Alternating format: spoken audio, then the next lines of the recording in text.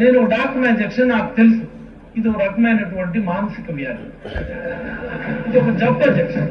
It's medical emergency, medical emergency. మీరు దయచేసి ఈ శాసనసభ ఆవరణలో ఉన్నటువంటి డాక్టర్ని పిలిపించి ముందుగా ఆయనకి పరీక్షలు చేయించి హాస్పిటల్లో జాయిన్ చేయించి జబ్బు నయమైన తర్వాత మళ్ళీ ఈ అసెంబ్లీకి తీసుకొని వస్తే ఈ అసెంబ్లీలో ఉన్నటువంటి శాసనసభ్యులందరికీ మంచిదని, ఇకనైనా ఆయన 40 సంవత్సరాల అనుభవం అన్నారు, చాలు రాష్ట్రానికి రెస్ట్ తీసుకోమనండి. మరొక 6-7 నెలల్లో మీరు చాలా చూస్తారని ఒక మాట నాకు భయం వేసింది అధ్యక్ష. ఒకసారి ఆయన పార్లమెంట్కి వెళ్ళినప్పుడు ఒంగున్నారు ఆయన, మొన్న అమరావతి వెళ్ళినప్పుడు పడుకున్నారు ఆయన, నిన్ననేమో దండేసుకుని ఉన్నారు అధ్యక్ష. ఈ 3 విషయాలు మీరు గమనిస్తే ఒక 6-7 నెలల తర్వాత ఆయన వార్నింగ్ ఇచ్చారు, ఇంకా చూస్తారు 6-7 నెలల తర్వాత. సీదిరి అప్పలరావు గారు, కర్మ ఎవరిని వదిలిపెట్టదురా నాయన. ఎన్ని సంవత్సరాలు ఆయన ముఖ్యమంత్రిగా చేశాడు, ఎవరిని ఎగతాళి చేస్తాడో అని కూడా లేకుండా అసెంబ్లీలో ఒక్కడనే చేసి ఇలా మాట్లాడతా.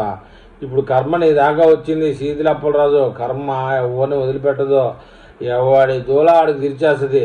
నువ్వు డాక్టర్ అయితే నీ కొడుక్కి బాగా నయం చేసుకోలేదే రోగాన్ని, అంత మిడిమానికి ఎందుకు వాడికి?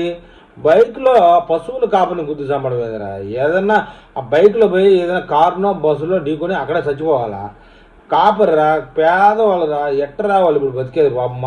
దాని మీద ఏదైనా ఆలోచన చేయకుండా నీ కొడుకుని దాచిపెట్టడం, కనపడనీయకుండా చేయడం, తర్వాత పోలీసులు అరెస్ట్ చేశారో లేదో ఇంకా సమాచారం లేదు. కానీ కనీసం నువ్వు అసెంబ్లీలో పెద్దరికానికి కూడా గౌరవం ఇవ్వకుండా, నీ ఇంట్లో పిల్లకాయలు కూడా పెద్దరికమైన గౌరవం లేకుండా చేస్తున్నావు కదరా.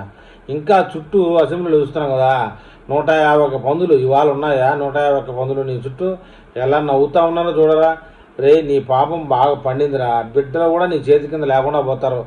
ఇలా లంగా పనులు చేసి అసెంబ్లీకి వెళ్ళాలంటే మనిషి అన్నవాడు సిగ్గుపడతారా. ఇప్పుడు మనం 11 పులి, మనం లెవన్ మోహన్ రెడ్డి సమక్షంలో ఉన్నటువంటి నువ్వు అసలు గెలచని పులివి నువ్వు.